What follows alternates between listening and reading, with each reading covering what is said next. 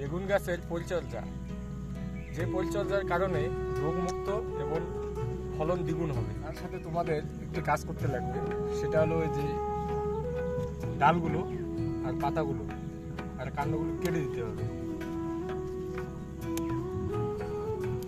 কেটে দিবেন। কেটে দিলে কি হবে, গাছের গোড়ায় যখন আলো পাবে, সূর্যের আলো যখন পাবে, তখন পোকার উপদ্রবটা খুবই কম থাকবে। গাছের গোড়ায় যখন আলো পায় পোকা খুব কম আসে, তো এটাই স্বাভাবিক।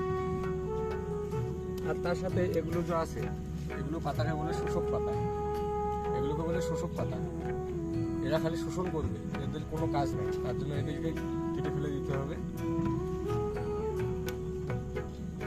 সুন্দর করে কেটে দিতে হবে। আর এর ফলে ডালপালা হবে আর ফলনও অনেক বৃদ্ধি পাবে।